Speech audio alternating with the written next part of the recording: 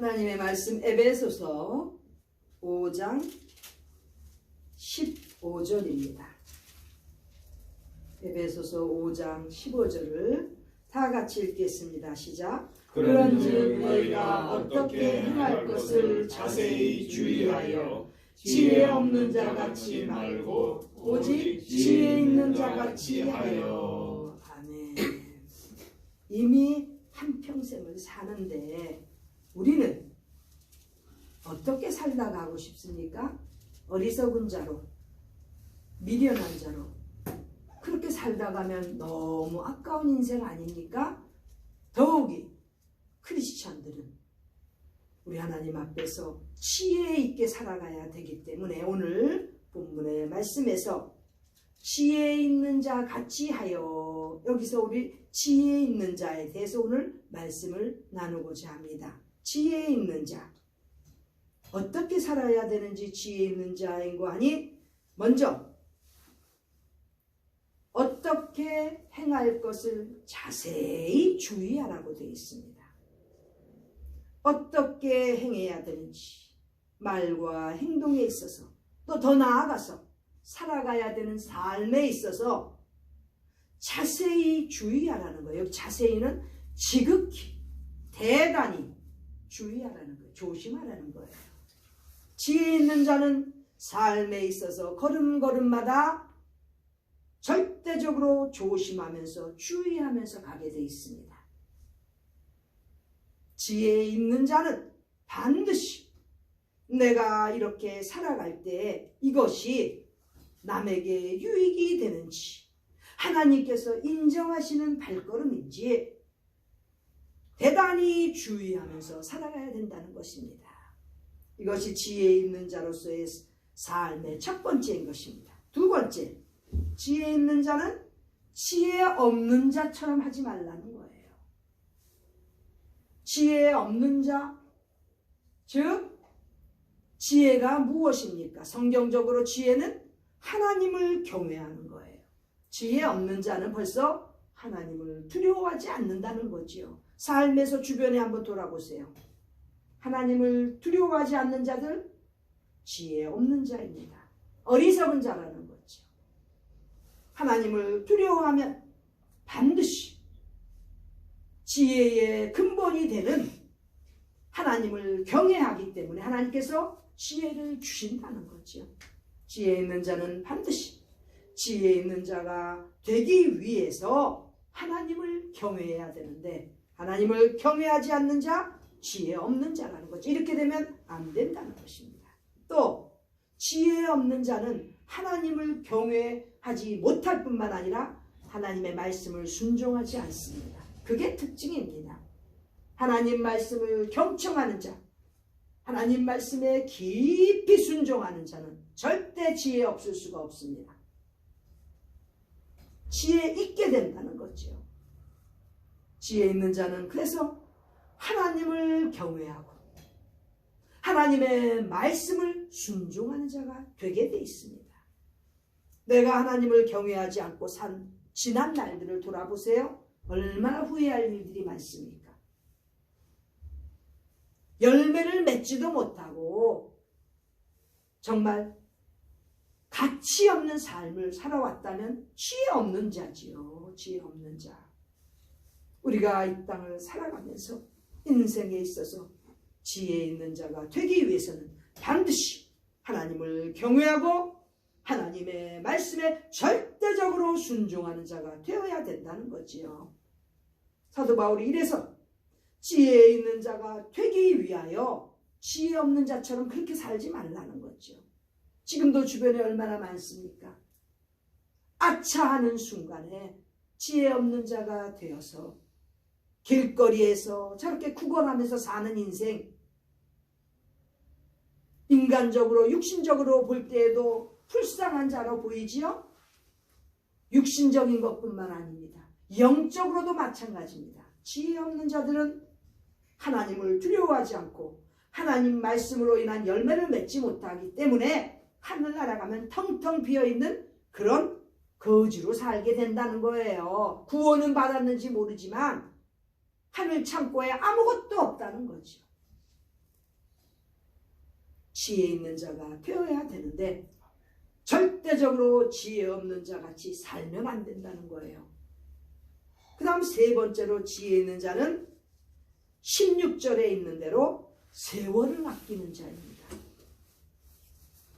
세월을 아끼라 때가 악하니라. 사도 바울이 지금 이렇게 기록했습니다. 2000년이 지난 지금도 얼마나 때가 악합니까? 남의 것을 내 것처럼 빼앗고 남을 아프게 하고 남에게 사기치고 아주 자유롭게 이제는 자연스럽게 이러한 때가 되어서 악한 시대가 되었습니다.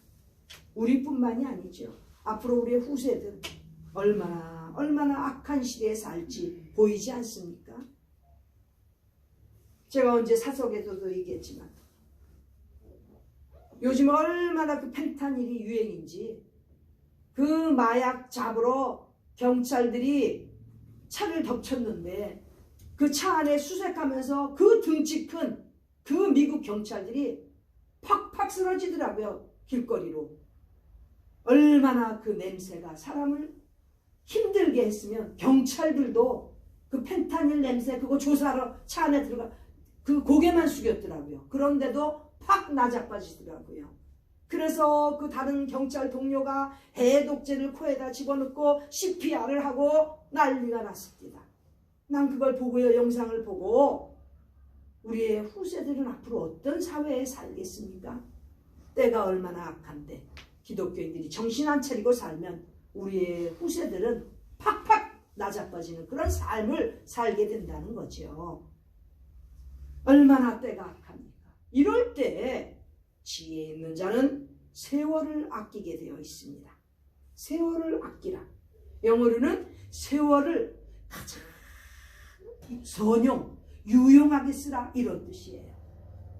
가장 기회를 놓치지 말고 올바르게 최고의 가치로 세월을 쓰라는 그런 내용입니다. 세월을 그게 아끼는 거예요. 세월을 무슨 주머니에 넣을 수도 없고 집에다 저축을 할 겁니까? 어떻게 할 겁니까?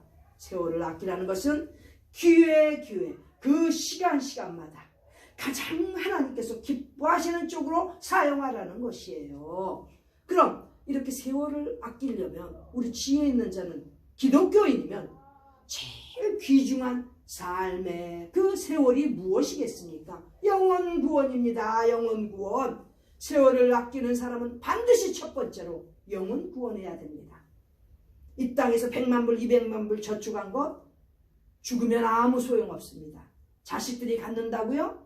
누가 그랬죠? 절대 자식한테는 안 물려준다고. 왜? 그 자식에게 물려주는 그 돈은 오히려 악의 씨가 될 수 있기 때문에. 그럼 재산도 그렇고 어떻게 해야 세월을 아끼는 걸까요? 영혼을 하나라도 구했습니까? 그럼 하늘나라에 온 천하보다 귀한 보화를 쌓는 것입니다. 영혼 2명 구원했습니까? 이 천지에 천하에 2배가 그 이상의 보물이 하늘에 쌓이는 것입니다. 그런데 영혼 구원 안 한다고요? 주변에 죽어가는 영혼들이 있는데 눈물을 흘리면서 기도하고 말씀을 전하고 복음을 전하지 않는다고요? 그럼 얼마나 그게 세월이 아깝습니까? 세월을 아끼는 사람은 지혜 있는 자인데 지혜 있는 자는 제일 먼저 가장 중요한 우선순위가 영혼 구원인 것입니다. 그게 바로 하나님께서 우리에게 생명을 연장시켜 주시는 이유인 것입니다. 이렇게 하나님께서 원하시는 그러한 지혜 있는 자로서 세월을 아끼는 것도 제 나름대로 생각해 봤습니다. 영혼 구원이 제일 먼저고 그 다음에는 자신에 있어서 질적인 향상을 도모해야 됩니다. 내 자신은 점점 도태해 가면 그거는 세월을 아끼는 게 아니지요. 그렇다면 어떻게 해야 되겠습니까? 공부해야죠. 공부.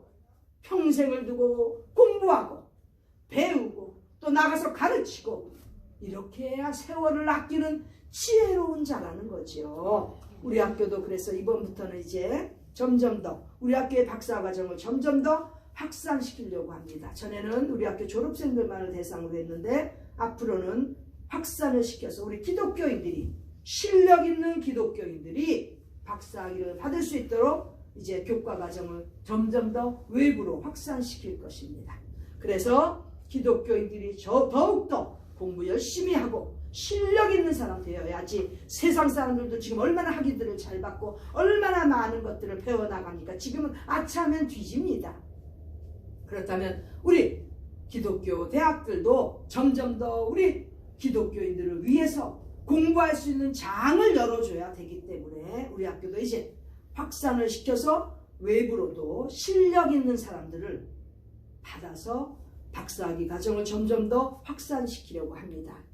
앞으로도 계속 지혜 있는 자로 살려면 세월을 아껴야 되고, 세월을 아끼는 중에 제일 중요한 영혼 구원과 또 자신의 질적 향상을 위해서 평생 연장교육선에서 배워나가는, 공부하는 실력 있는 사람이 되어야 된다는 거죠. 그래야 지혜 있는 자가 되는 것입니다. 사도 바울이 오늘 본문을 통해서 이렇게 우리에게 주시는 교훈은 우리가 발걸음마다 살아가는 과정 중에 어떻게 살아가야 될 것인지 굉장히 조심하라는 거죠. 자세히 주의해서 실수하지 않도록, 더욱이 뒤돌이킬 수 없는 그런 허물을 남기지 않도록 지극히 조심하고 주의하는 자, 지혜로운 자인 것입니다. 그 다음 하나님을 경외하고 하나님 말씀에 순종하면서 지혜 없는 자처럼 살지 않는 것이 지혜 있는 자가 되는 길입니다. 더욱이 나아가서는 그때그때마다 살아가는 삶 속에 세월을 아껴서 이 악한 때에도 승리하는 신앙인으로 살아가는 것이 최고의 지혜 있는 자인데, 더욱더 세월을 아끼는 가장 아름다운 일은 하나님 앞에서 불쌍한 죽어가는 영혼들 하나라도 구원하는 것입니다. 멀리 선교 그런 것까지 생각 안 해도 됩니다. 주변부터 먼저 보세요. 예수님께서 예수님의 그 12제자들을 보내시면서 그 이방인의 고을 사마리아 이런 데 가기 전에 이스라엘의 잃어버린 영혼부터 구하라고 12제자를 보내십니다. 전문인으로 키우셨을 때에는 벌써 가까운 지역에 가까운 우리 동포의 잃어버린 양부터 먼저 구하는 것이 예수님의 명령입니다. 멀리 선교하는 거 그런 것도 할 수 있습니다. 70인 제자들을 보내셨을 땐 그렇게 하셨습니다. 그러나 예수님께서 직접 키우신 핵심 12제자를 보내실 때는 이스라엘의 잃어버린 양에게로 가라고 주님께서 명령하시는 것입니다. 이런데도 우리가 주님의 제자 하면서 제자반 그렇게 들으면서 주변에 죽어가는 잃어버린 영혼 안 구하고 견딜 수 있겠습니까? 하나님께서 보실 때 지혜로운 자는 바로 이렇게 잃어버린 영혼을 구하기 위하여 세월을 아끼면서 가장 지극히 가치 있는 우리 하나님께서 원하시는 일들을 해야 되는 것이고, 더 나아가 본인들이 실력 있는, 더욱더 하나님 앞에서 인정받는 그러한 사람이 되어가기 위하여 노력하는 것, 열심히 공부하는 것, 그것이 바로 세월을 아끼는 자들입니다. 아차하면 치매 전조 현상이 얼마나 많이 옵니까? 자기 안경 어디다 놓은지도 모르고 냉장고에다 집어넣어놓고는 들이들이 찾고, 제가 요즘 나이 들어 보니까요, 과일도 깎아가지고 껍질은 냉장고에 집어넣고 알맹이는 쓰레기통에 버리고 이런 일이 뭐 다른 생각하다 보니까 아참에 일어나고 그러더라고요. 그래서 치매 전조 현상을 막고 싶으면 더욱더 공부해야 된다는 거예요. 하나님 말씀 속에서 깨어지고 기도하고 찬양 가운데서 이겨나가는, 승리하는 그러한 신앙인들이 모두 되시기를 간절히 바랍니다. 기도드리겠습니다. 하나님, 우리 아버지 부족하고 허물 많지만 우리를 사랑하여 주셔서 귀한 말씀 가운데 이 시대를 이기며 나가는 비결을 가르쳐 주심에 감사를 드립니다. 지혜 있는 자가 되어서 늘 우리 삶에 있어서 걸음걸음마다 주의하고 또 지혜 없는 자들처럼 행하지 않고 늘 세월을 아끼면서 이 시대를 이겨나가는 하나님께서 기뻐 받으시는 주의 일꾼들 다 되도록 축복하여 주시옵소서. 존귀하신 예수님의 이름 받들어 기도드립니다. 아멘.